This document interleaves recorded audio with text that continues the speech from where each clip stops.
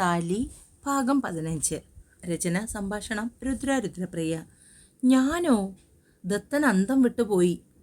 ഞാനെങ്ങനെ അനാമികയ്ക്ക് പ്രശ്നമാകും? അവൻ്റെ വർത്തമാനം കേട്ടപ്പോൾ ഹരിക്ക് ചിരി വന്നു. എൻ്റെ പൊന്ന് ഹരി, നീ ഇങ്ങനെ ചിരിക്കാതെ കാര്യം പറയുന്നുണ്ടോ? ദത്തൻ അല്പം ദേഷ്യത്തിൽ തന്നെ ചോദിച്ചു.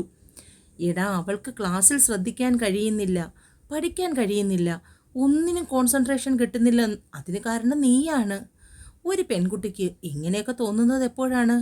ഒരാളുടെ സാന്നിധ്യം അത്രമേൽ അവളെ ഏതെങ്കിലും രീതിയിൽ ബുദ്ധിമുട്ടിക്കുന്നുണ്ടെങ്കിൽ ഒന്നുകിൽ അവർ തമ്മിൽ ശത്രുക്കൾ, അല്ലെങ്കിൽ ഹരി പറയാൻ വന്നത് പകുതിയിൽ നിർത്തി. ഇവിടെ ഇപ്പോൾ നിങ്ങൾ ശത്രുക്കളല്ലെന്നാണ് ഞാൻ കരുതുന്നത്. അപ്പോൾ പിന്നെ എനിക്കൊന്നും മനസ്സിലാവുന്നില്ല ഹരി. എടാ പൊട്ടാ, അവൾക്ക് നിന്നെ ഇഷ്ടമാണെന്ന്, നിന്നോട് പ്രണയം തോന്നുന്നു. എൻ്റെ അമ്മ എന്നോട് പറഞ്ഞു. സാധാരണ ഇത് കേൾക്കുമ്പോൾ ഏതൊരാങ്ങളമാരും ദേഷ്യപ്പെടേണ്ടതാണ്. പക്ഷെ നിന്റെ കാര്യത്തിൽ ഞാൻ അല്പം സ്വാർത്ഥനാണ്. അവളുടെ സെലക്ഷൻ അത് കൊള്ളാം. ഹരി പറഞ്ഞു നിർത്തുമ്പോൾ ദത്തൻ മറുപുറത്ത് വായും തുറന്നിരിപ്പാണ്. ഹരി തൻ്റെ ആത്മാർത്ഥ സുഹൃത്താണ്. കുഞ്ഞിലെ മുതൽ തങ്ങൾ ഒരുമിച്ചാണ്. സ്കൂൾ കോളേജ് എല്ലാം ആ ബന്ധം ഇന്നും അതുപോലെ നിൽക്കുന്നു. അവൻ്റെ പെങ്ങൾ അനാമികയുടെ ചിത്രങ്ങൾ തിരശീലയിൽ എന്നവണ്ണം അവൻ്റെ മുന്നിലൂടെ മിന്നി മറഞ്ഞു. ഹലോ ഡാ ദത്ത, നീ പോയോ? അനക്കമില്ല. അല്ല ഹരി. ദത്തൻ വിൽക്കാൻ തുടങ്ങി. ആഹാ, നിനക്കും വിക്ക് തുടങ്ങിയോ? വിക്ക് കുറച്ചു മുന്നേ എന്നോട് സംസാരിക്കുമ്പോൾ അമ്മൂനായിരുന്നു, ഇപ്പോൾ അത് നിനക്കായോ? ദത്ത, അവളെൻ്റെ അമ്മു. അവൾ പാവമാണ്. ഇത്തിരി ചാട്ടവും ബഹളവും ഉണ്ടെങ്കിലും അവൾക്ക് നിന്നെ പ്രാണനാണടാ. നീ ഒന്ന് ആലോചിക്കേ. ഞാൻ പറഞ്ഞറിഞ്ഞെന്ന് ഭാവിക്കേണ്ട. അപ്പോൾ ഗുഡ് നൈറ്റ്. ഹരി ഫോൺ കട്ടാക്കി. ദത്തൻ ആലോചനയോടുകൂടിയിരുന്നു. എന്തായാലും ഇന്നിപ്പോൾ ഗുഡ് നൈറ്റ് ആവില്ലെന്ന് അവൻ ഉറപ്പായിരുന്നു. ദേവേട്ടാ, അച്ഛനെ കാണാൻ തോന്നുന്നു. എന്നെ ഒന്ന് കൊണ്ടുപോകാമോ? ദേവൻ്റെ മാറിൽ തല ചേർത്ത് കിടക്കുമ്പോൾ ദേവി ചോദിച്ചു. അവളുടെ മുഖം താടിത്തുമ്പിൽ പിടിച്ചുയർത്തി ദേവൻ. കണ്ണ് കലങ്ങിയിരിക്കുന്നു. എന്താ ദേവി ഇത്? ഉടനെ കണ്ണ് കലങ്ങിയല്ലോ. അച്ഛന് 2 ആഴ്ചയായി സുഖമില്ലെന്ന് അമ്മായി വിളിച്ചിരുന്നു. അവളുടെ കണ്ണുനീർ അവൻ്റെ മാറിൽ വീണു. താനിങ്ങനെ കരയല്ലേ, നാളെ തന്നെ പോകാം. ദേവി അവനെ ഇറുക്കെ പുണർന്നു. ഇടയ്ക്കിടയ്ക്ക് തേങ്ങുകയും ചെയ്തു. എന്നോടൊപ്പമുള്ള ജീവിതം തനിക്ക് സങ്കടം മാത്രമേ തരുന്നുള്ളൂ ദേവി? ദേവൻ ഒച്ചയിടറിക്കൊണ്ട് ചോദിച്ചു. എന്തിനാ ദേവേട്ട ഇങ്ങനെയൊക്കെ പറയുന്നേ? അച്ഛന് സുഖമില്ലെന്നറിഞ്ഞപ്പോൾ പെട്ടെന്ന് സങ്കടം തോന്നി. അതല്ലാതെ ദേവേട്ടൻ്റെ ഒപ്പമുള്ള ഓരോ നിമിഷവും ഞാനും അമ്പൂട്ടനും സന്തോഷത്തിലാണ്. നമ്മൾ മാത്രമുള്ള ലോകത്തിൽ. അവൻ്റെ മാറിൽ ഒന്നുയർന്ന് തല ഉയർത്തി അവൻ്റെ ചുണ്ടിൽ അമർത്തി മുത്തി. ഒന്നല്ല രണ്ടല്ല, ഒരുപാട് പ്രാവശ്യം. ഒടുവിൽ അവൻ്റെ ചുണ്ടിൽ ചെറുതായി കടിച്ചു. ഉഫ് ഉഫ്. ദേവൻ ചുണ്ട് തടവി. എന്താ പെണ്ണെ, എൻ്റെ ചുണ്ട് പറഞ്ഞു പോയി, അത്യാവശ്യമായിപ്പോയി. ഇനി ഇമാതിരി ചോദ്യം ചോദിച്ചാൽ ഞാൻ കടിച്ച് പറിക്കും. ദേവേട്ടനെ നോക്കിക്കോ. ആഹാ, അപ്പോൾ എൻ്റെ പെണ്ണ് യുദ്ധം ചെയ്യാനും അറിയാം. ദേവേട്ടൻ്റെ കാര്യം വരുമ്പോൾ മാത്രം. ശരിക്കും ഒന്ന് വല്ലാത്ത തളർച്ചയിലാണ് ഓഫീസിൽ നിന്ന് വന്നത്. പക്ഷേ ഇപ്പോൾ പെണ്ണ് വല്ലാതെ കൊതിപ്പിക്കുന്നു. ദേവൻ കയ്യെത്തി ബെഡ് ലാമ്പ് ഓണാക്കി. ദേവേട്ടാ, ക്ഷീണം ഉണ്ടെങ്കിൽ അടങ്ങിക്കിടക്ക്. ദേവി ദേവനെ തള്ളി മാറ്റി. ഇനിയിപ്പോൾ അടങ്ങിക്കിടക്കാൻ പറ്റില്ല മോളെ. ഇവിടെ വാ പെണ്ണെ, കൊഞ്ചാതെ. ബലം പ്രയോഗിക്കുമ്പോൾ ദേവേട്ടൻ്റെ ശൗര്യം കൂടും, അറിയാലോ പിന്നെ. ദേവി അവൻ്റെ വായിൽ കൈവച്ച് പൊതിഞ്ഞു പിടിച്ചു. വഷളത്തരം പറയല്ലേ ദേവേട്ടാ. ഇല്ല, കാണിക്കാൻ പോകുക എൻ്റെ പെണ്ണിനോട്. അവളുടെ ചെവിയിൽ ചുണ്ടു ചേർത്ത് പെണ്ണ് കുറുകി. അവളെ തഴുകിയും തലോടിയും ഉണർത്തി. ദേവിയുടെ ശീൽക്കാരം ഉയർന്നു. ദേവൻ അവളുടെ ചുണ്ടിനെ പൊതിഞ്ഞു പിടിച്ചു. അവളുടെ ഒച്ച പതിയെ കുറഞ്ഞു. മൂളലിലും ഞരക്കങ്ങളിലും ഒതുങ്ങി. ദേവൻ ചുണ്ടിൽ നിന്നും വിരൽ മാറ്റി. അവൻ്റെ ചുണ്ടും നാവും അവളുടെ ശരീരത്തിൽ തീർത്ത സുഖകരമായ കുഞ്ഞു നോവുകളിൽ അവൾ അവനെ തൻ്റെ ശരീരത്തിൽ കൂടുതൽ കൂടുതൽ ചേർത്ത് പിടിച്ചു. അവൻ്റെ അതരച്ചൂടിൽ അവൾ ഉരുകി ഒലിച്ചു. ഒടുവിൽ ഇരുവരും തളർന്നു. അവളെ ചേർത്ത് പിടിച്ച് ദേവൻ ബെഡ്ഷീറ്റ് വലിച്ചു മൂടി. രാവിലെ അലാറം കേട്ട് ദേവി കൈയെത്തിച്ച് ഫോൺ ഓണാക്കി. എഴുന്നേൽക്കാൻ തുടങ്ങുമ്പോൾ ദേവൻ അവളെ ബലമായി ചുറ്റിപ്പിടിച്ചു. എവിടേക്കാ ദേവി? ഇത്തിരി നേരം കൂടെ കെട്ടിപ്പിടിച്ച് കിടക്കട്ടെ. കണ്ണുകൾ ഇറക്കി അടച്ചാണ് ഇപ്പോഴും കിടപ്പ്. ദേവേട്ടാ, നേരം വൈകും. ഓഫീസിൽ പോകും മുമ്പ് എല്ലാം റെഡിയാക്കണ്ടേ? അതിനിന്ന് ഞാൻ ലീവാണ്. അതെന്താ? ഇന്നലത്തെ ക്ഷീണം. കണ്ണുകളുടെ അവളുടെ നേർക്ക് തുറന്നു പിടിച്ചു. എങ്ങനെ ക്ഷീണിക്കാതിരിക്കും? ഇന്നലെ അമ്മ അതിൽ മറിച്ചിലല്ലായിരുന്നോ? ആണോ? എന്നിട്ട് എങ്ങനെയുണ്ടായിരുന്നു? എന്തൊരൊച്ചയും ബഹളവുമായിരുന്നു പെണ്ണേനി. ഛേ, പോ ദേവേട്ട. അവൾ മുഖം പൊതിഞ്ഞു പിടിച്ചു. ഒരു നാണവുമില്ല ദേവേട്ടന്. എന്തിനാ ദേവി നാണിക്കുന്നേ? നിന്റെ ഇഷ്ടങ്ങൾ ഞാൻ അറിഞ്ഞ് ചെയ്യേണ്ടേ? എങ്കിലല്ലേ രണ്ടുപേർക്കും സന്തോഷം കിട്ടൂ. അവൻ അവളോട് കുറച്ചുകൂടി ചേർന്ന് കിടന്നു. വിട്ടേ, ഈ കിടപ്പ് ഇനിയും ശരിയാവില്ല. അങ്ങനെ പോകല്ലേ. അവളുടെ മാറിടത്തിൽ ദേവൻ മുഖം ചേർത്തു. പാലും വിയർപ്പും ചേർന്ന മണം. അമ്പൂട്ടൻ പാലുകൂടി നിർത്താറായി. ചെക്കന് വയസ്സൊന്നാകാറായി. അയ്യടാ, എൻ്റെ കുഞ്ഞ് 5 വയസ്സ് വരെ പാല് കുടിച്ച് വളരട്ടെ. അത് കൂടുതലല്ലേ മോളെ? ദേവൻ ദയനീയമായി അവളെ നോക്കി. പോയേ ദേവേട്ടാ, ഞാൻ കുളിക്കട്ടെ. ദേവി അവനെ തള്ളി മാറ്റി എഴുന്നേറ്റു.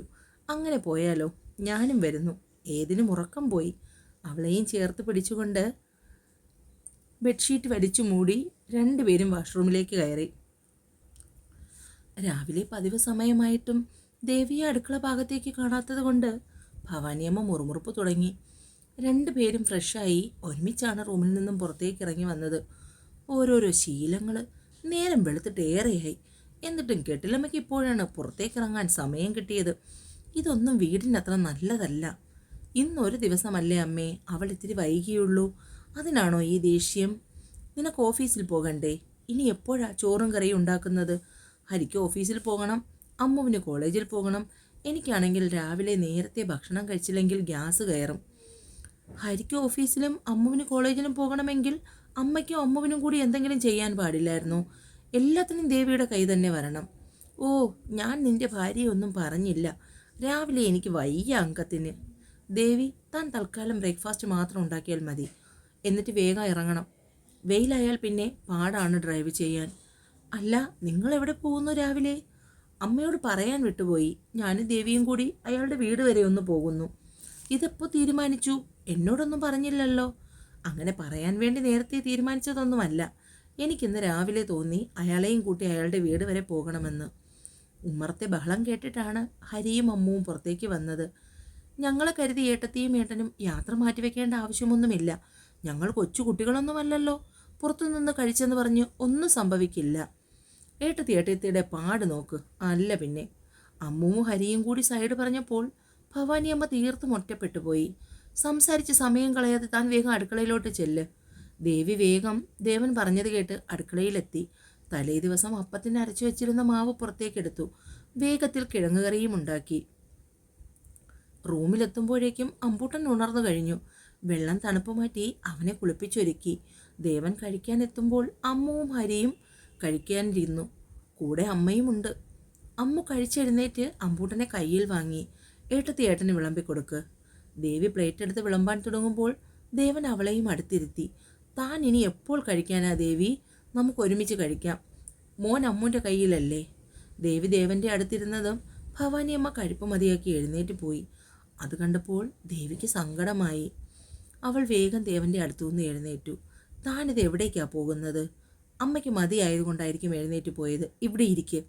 ദേവൻ ബലവുമായി അവളെ പിടിച്ച് അടുത്തിരുത്തി. ഈ ഏട്ടത്തിയാണ് അമ്മയ്ക്ക് എല്ലാ കാര്യങ്ങൾക്കും വളം വെച്ച് കൊടുക്കുന്നത്. നിങ്ങൾക്ക് പോകാനുള്ളതല്ലേ? വേഗം കഴിച്ചിട്ട് പോകാൻ നോക്കിയേ ഏട്ടാ. ഹരിയും എഴുന്നേറ്റു.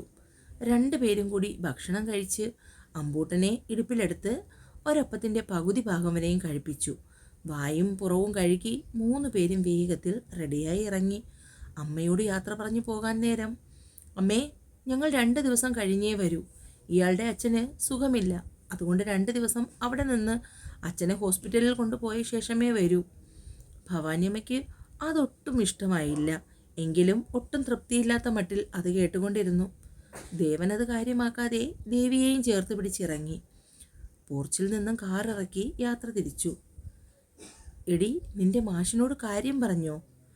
നിമ്മിയും നാദിയും കൂടി ക്ലാസ് നടക്കുന്നതിനിടയിൽ അമ്മുവിൻ്റെ ചെവിയിൽ കടിക്കുവാണ്. അല്ലെങ്കിൽ തന്നെ പഠിപ്പിക്കുന്നത് തലയിൽ കയറുന്നില്ല. അതിനിടയിലാണ് അവളുമാരുടെ കിന്നാരം. ക്ലാസ്സിൽ ശ്രദ്ധിക്കാൻ കഴിയുന്നില്ല. മനസ്സ് മാഷിൻ്റെ അടുത്താണ്.